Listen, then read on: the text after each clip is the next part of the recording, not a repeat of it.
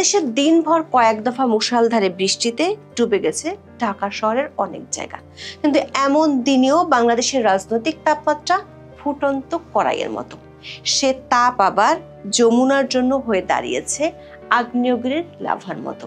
অগ্নুৎপাত ঠেকাতে দফায় দফায় পর্দার আড়ালে চলছে বহু খেলা। অধ্যাপক ইউনূসের ঐক্যমত্য কমিশনের সুপারিশ, জুলাই সনদের বাস্তবায়ন আর নির্বাচনকে ঠেলে দিয়েছে চরম অনিশ্চয়তায়। 3 মিত্র রাজনৈতিক দলের বিরোধের মুখে সংস্কারের জন্য নেওয়া সব মহাযজ্ঞ ঢাকা পড়ে গেছে। ফলে সরকারের পিআর টিম থেকে যতই জোর গলায় বলা হোক না কেন, দেশব্যাপী মানুষের মধ্যে ফেব্রুয়ারিতে জাতীয় নির্বাচন নিয়ে ব্যাপক অনিশ্চয়তা দেখা দিয়েছে। 1 অক্টোবর সন্ধ্যায় 3 বাহিনীর প্রধান অধ্যাপক ইউনূসের সাথে বৈঠকে স্মরণ করিয়ে দিয়েছেন পুরনো সেই কথা, ফেব্রুয়ারিতে নির্বাচন না হলে দেশের পরিস্থিতি ভয়ানক রূপ নিতে পারে, সেনাবাহিনীও আর মাঠে থাকতে পারবে না। সূত্রগুলো বলছে এই অনিশ্চয়তা দূর করতে অধ্যাপক ইউনূস সময় পাবেন 15 নভেম্বর পর্যন্ত। তার মধ্যে তাকে নিতে হবে চূড়ান্ত সিদ্ধান্ত। তবে প্রশ্ন হচ্ছে, সেই সিদ্ধান্ত কি তিনি সংবিধানের মধ্যে থেকেই নেবেন, নাকি 2 রাজনৈতিক মিত্র জামাত ও এনসিপির চাওয়া মতো অসাংবিধানিক পথে হাঁটবেন? সরকারের একাধিক সূত্র বলছে, সাংবিধানিক উপায়ে 15 নভেম্বরের মধ্যে এই নিশ্চয়তার সমাধান করতে না পারলে সরকারের বেশ কয়েকজন সিনিয়র উপদেষ্টা পদত্যাগ করতে পারেন। অন্যদিকে ক্ষমতায় যাওয়ার স্বপ্নে বিভোর বিএনপির হাইকমান্ড এখন দিশেহারা। আপাতত ধীরে চলনীতি নিলেও পরিস্থিতি বুঝে জুলাই সনদকে আদালতে চ্যালেঞ্জ করা সহ 2টি উপায় ভেবে রেখেছে দলটি। পর্দার আড়ালে সরকারি কিংস পার্টি এনসিপির সাথে আসন ভাগাভাগি এবং ক্ষমতায় গেলে মন্ত্রিত্বের বিষয়টি নিয়ে বিএনপি চালাচ্ছে সমঝোতার চেষ্টা। তবে নাছোড় বান্দা জামাত ইসলামী।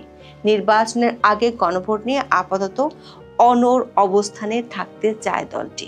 সময় বুঝে আরো দাবি নিয়ে মাঠে নামবে তারা, লক্ষ্য নির্বাচন পেছানো। প্রশ্ন হলো, ঘরে ও ঘরের বাইরে নিয়ত দমকা হওয়া বইতে থাকা চরম প্রতিকূল পরিবেশের মধ্যে অধ্যাপক ইউনূস এখন কি করবেন? বিস্তারিত জানতে চলুন যাওয়া যাক বিশ্লেষণে।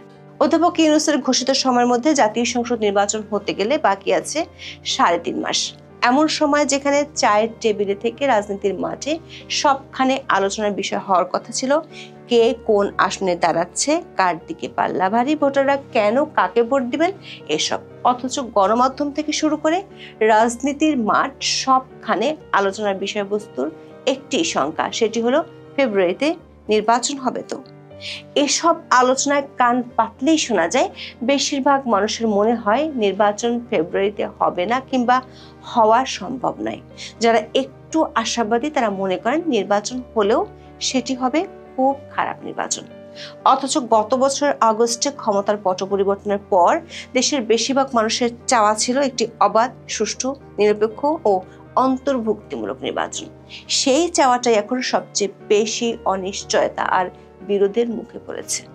দর্শক, বাংলাদেশের বর্তমান রাজনৈতিক অচলাবস্থার মূলে আছে জুলাই জাতীয় সনদ 2025 এবং এর বাস্তবায়ন পদ্ধতি নিয়ে সৃষ্ট বিরোধ। মূলত 3টি বিষয় নিয়ে বিরোধ চরমে উঠেছে। 1, গণভোট জাতীয় নির্বাচনের আগে নাকি একই দিনে হবে। 2, রাজনৈতিক দলগুলোর সাথে আলোচনা করে সিদ্ধান্ত নেওয়ার পরেও জুলাই সনদে নোট অফ ডিসেন্টের বিষয়গুলো গায়েব করে দেওয়া। 3, সংসদকে তুচ্ছ তাচ্ছিল্য করে ঐক্যমত্য কমিশনের সুপারিশে 270 দিন বা 9 মাসের মধ্যে স্বয়ংক্রিয়ভাবে বাস্তবায়নের আদেশ জারি করা। সাথে আছে জুলাই সনদ বাস্তবায়ন আদেশে কে স্বাক্ষর করবেন, রাষ্ট্রপতি নাকি প্রধান উপদেষ্টা। নোট অফ ডিসেন্ট গায়েব হয়ে যাওয়াকে বিএনপি বলছে প্রতারণা। গণভোট নিয়ে জামাত ইসলামীও তাদের অনুসারীরা বলছে নভেম্বরে গণভোট হতে হবে। অন্যদিকে বিএনপিও তাদের অনুসারীদের দাবি সংসদ নির্বাচনের আগে গণভোট হতে পারবে না। দর্শক, জাতীয় ঐক্যমত্য কমিশন 2 বিকল্প প্রস্তাবই সরকারের কাছে পেশ করেছে। সমস্যা হলো, যিনি সরকার প্রধান তিনি ঐক্যমত্য কমিশনের প্রধান।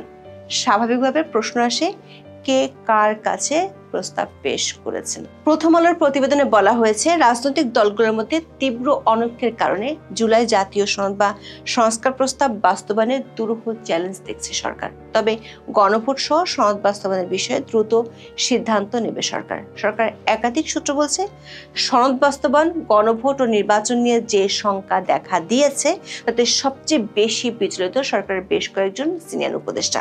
তারা অধ্যাপক ইউনূসকে জানিয়ে দিয়েছেন 15 নভেম্বরের মধ্যে তাকে চূড়ান্ত সিদ্ধান্ত জানিয়ে দিতে হবে, না হলে বেশ কয়েকজন উপদেষ্টা পদত্যাগের সিদ্ধান্ত নিয়ে রেখেছেন।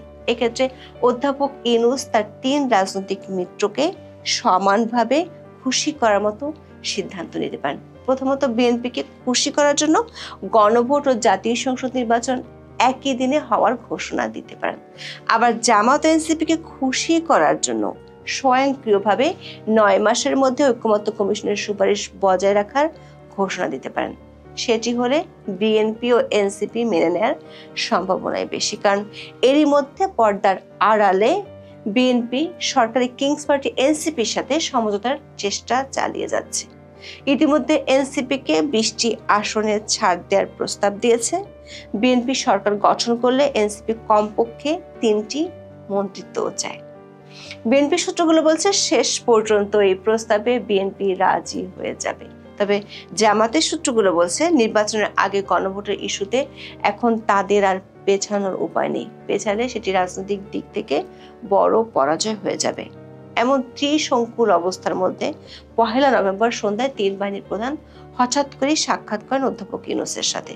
প্রধান উপদেষ্টার দপ্তরের বিবৃতি অনুযায়ী শনিবার সন্ধ্যা 7টায় সেনাবাহিনী প্রধান জেনারেল ওয়াকারুজ্জামান, নৌবাহিনী প্রধান অ্যাডমিরাল মোহাম্মদ নাজমুল হাসান, বিমান বাহিনী প্রধান air chief marshal Hasan Mahmud Khan রাষ্ট্রীয় অতিথি ভবন যমুনায় প্রধান উপদেষ্টার সঙ্গে সাক্ষাৎ করেন। বিবৃতিতে বলা হয়, আগামী ফেব্রুয়ারির প্রথমার্ধে অনুষ্ঠিতব্য ত্রয়োদশ জাতীয় সংসদ নির্বাচনে যেন নিশ্চিত নিরাপত্তা বজায় থাকে এবং নির্বাচন যেন শান্তিপূর্ণভাবে অনুষ্ঠিত হয় সে বিষয়ে সব ধরনের প্রস্তুতি নিতে 3 বাহিনীর প্রধানকে প্রয়োজনীয় নির্দেশনা দিয়েছেন প্রধান উপদেষ্টা প্রফেসর মোহাম্মদ ইউনূস।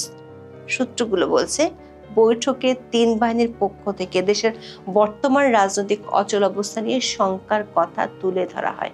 প্রধান উপদেষ্টাকে সংবিধানের মধ্য থেকে সমস্যা সমাধানের কথা বলেন 3 বাহিনীর প্রধান।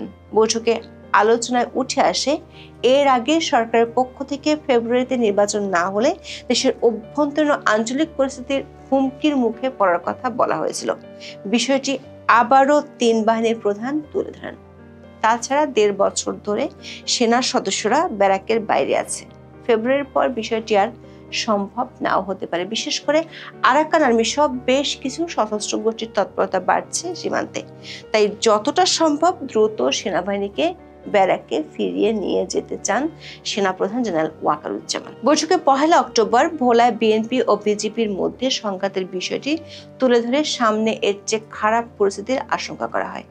দর্শক, রাজনৈতিক দলগুলোকে জুলাই সনদের পক্ষে এনে সরকার যতটুকু বাহবা পেয়েছিল তার বেশি সমালোচিত হয়েছে আইনি ভিত্তি দিতে গিয়ে। প্রশ্ন দেখা দিয়েছে, জুলাই সনদ বাস্তবায়নে আদেশে স্বাক্ষর করবেন কে, রাষ্ট্রপতি নাকি প্রধান উপদেষ্টা? সরকার সংশ্লিষ্ট একাধিক পক্ষ থেকে বলা হয়েছে, অসাংবিধানিক কিছু করা হলে সেটি বিপদ বাড়াতে পারে। 270 দিন বা 9 মাসের মধ্যে স্বয়ংক্রিয়ভাবে জুলাই সনদ পাশ হওয়ার বিধানটি অসাংবিধানিক।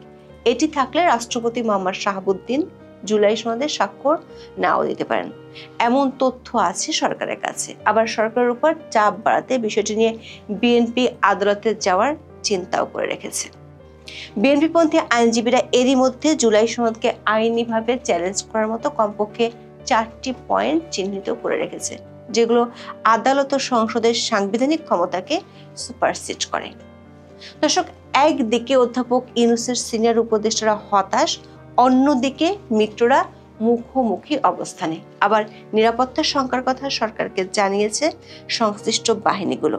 এমন পরিস্থিতিতে অধ্যাপক ইউনূস আগামী 15 নভেম্বরের মধ্যে কি সিদ্ধান্ত নেবেন?